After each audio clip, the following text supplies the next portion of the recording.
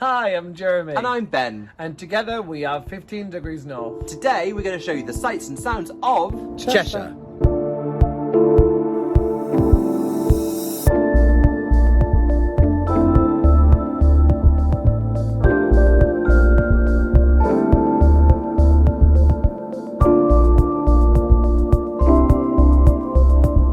Cheshire is a county in northern England that borders Wales and lies beneath the cities of Manchester and Liverpool.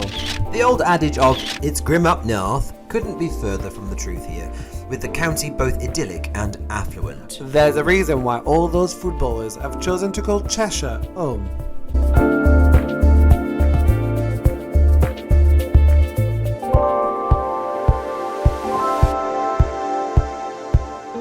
Its capital is Chester, an ancient city founded by the Romans as a fort in 79 AD. Since then, the city has held great strategic significance, sitting on the border between England and Wales, changing hands between the two several times. the real Chester, not a Hollyoak in sight. Although is Hollyoak a person, or is it? What exactly is Hollyoaks? Is it even a thing? The last city in England to fall to the Normans, Chester's extensive town hall is one of the best preserved in England, and today you can walk large sections of it. There are plenty of medieval buildings within the city, complemented by a whole host of Victorian black and white timber buildings that line its pretty old town. The cathedral is medieval, originally forming the church of St Werburgh's Abbey. Werburgh was a princess who became a highly influential nun during Saxon times, and her shrine was a site of great pilgrimage, and it still exists inside the abbey today.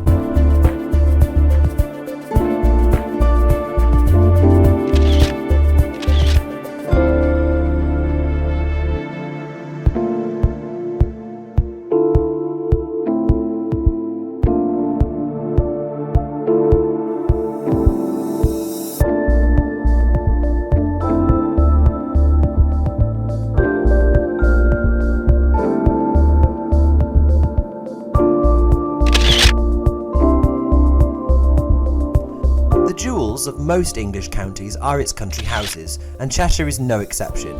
The most impressive of which is probably Lyme Park, the house made famous for anyone age over 40 as the home of the lake from which Mr. Darcy, aka Colin Firth, seductively emerged from in the famous 90s adaptation of Jane Austen's Pride and Prejudice. A National Trust house, it previously belonged to the Lee family from the 14th century until 1946, and is the largest domestic dwelling in the county. Dating from the 16th and 17th century, it is a combination of the Baroque and Palladian styles. In the 19th century, architect Edward Blore stayed at the house and was thoroughly taken by the house's impressive porticoed balcony. So much so that when he took on this biggest commission afterwards, he created an almost identical balcony on the front of it. And what was that commission? Oh well, nothing significant, only Buckingham Palace.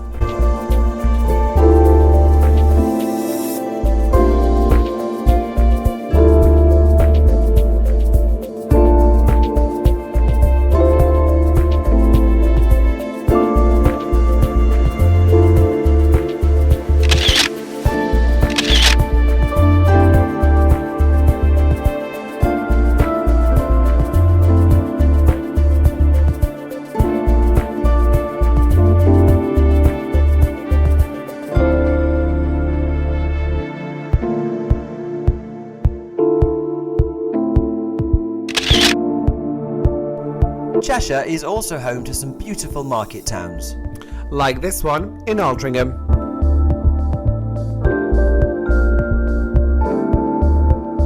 Cheshire has embraced indoor markets in a big way, and it's absolutely fantastic. There is literally nowhere else I'd rather be than wandering around these places and eating lots and lots of baked goods, pies, cakes. This is the reason why I'm not as slim as maybe I should be.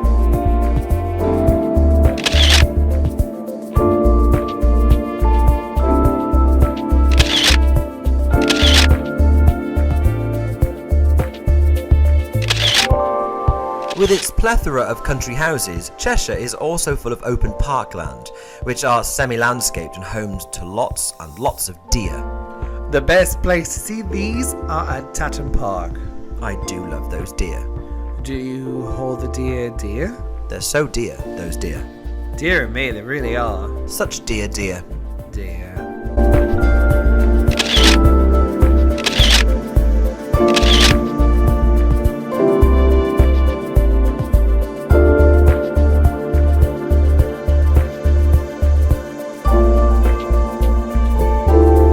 So what does one do after mucking about in the English countryside?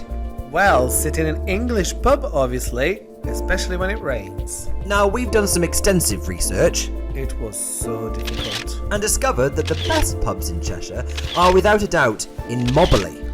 As well as a really lovely one in Great Budworth too.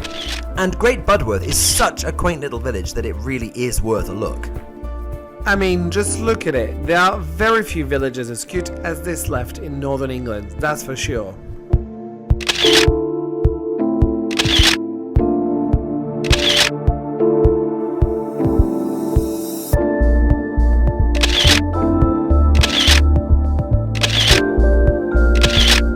Like most of England, there are landmarks dating from all across its history. Country houses reflect the landed gentry of the last 3 centuries, while castles reflect its medieval past. But more recently, there are the buildings that come from the Industrial Revolution. There were many who benefited from the industrialization of England, earning wealth beyond our wildest dreams, like that of John Tolmack, the owner of Peckforton Castle, which was actually built in the 19th century. The reality was that their money came from exploiting the poorest people in society. And nowhere is that more evident than at Quarry Bank Mill. Built in 1784 by Samuel Gregg, he lived on site in a lovely house next door to the mill, but all the windows faced in the opposite direction so his wife would not have to see it. This mill was an important site for the Industrial Revolution. Used for weaving cotton, the mill harnessed the power of the adjacent river. Inside, there were enormous rooms filled with giant machines which wove tons of fabric daily. People worked extremely long hours to keep the machines running, but while adults were paid, children were not. Brits like to think that we never had slavery in the UK, but essentially what they did here was exactly that, all the child labour. Slavery. Gregg employed child apprentices, a practice abolished in 1847. He would recruit often children as it was considered that they were better to be employed in cheap labour than just languishing in workhouses in Liverpool and Manchester. Though the children were educated and fed, they were kept in cramped conditions and engaged in the dangerous maintenance of the machines while they were still running, which often led to severed fingers or worse. Half of the workforce were children, but the running of the machines needed skilled labourers too, so Gregg needed to construct accommodation next to the mill for them too. The village of Style is where the workers used to live. These cottages are highly sought after today, but in the past, these were the cramped homes of some of the poorest in society. It's funny how things completely flip around, isn't it? Little Moreton Hall is one of the best preserved examples of a Tudor half-timbered manor house in the country. Constructed in stages over the 16th century, the hall is striking for just how irregular it is, with wings built at all different times, leaving the place feeling delightfully hodgepodge and wobbly. The room is very, very wonky. It looks like we're taking terrible photographs, but actually we're not. It's because everything is old and subsided, and it makes you feel a little bit seasick when you look at it. The Tudor period was the buffer between medieval England and the refined etiquette of more recent times. As a result, the building has a peculiar mix between refinement and crude backwardness.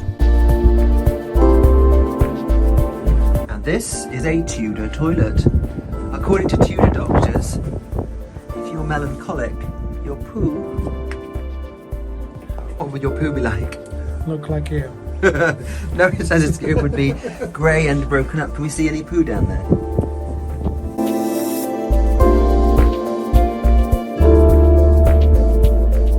Cheshire is one of England's prettiest counties with a lot to see and do within its limits. Unlike a lot of the north, it has managed to preserve its landmark really well and maintain that English charm that is much more associated with the south. If you want to come and see what English history is all about, you could do worse than coming to see what Cheshire has to offer.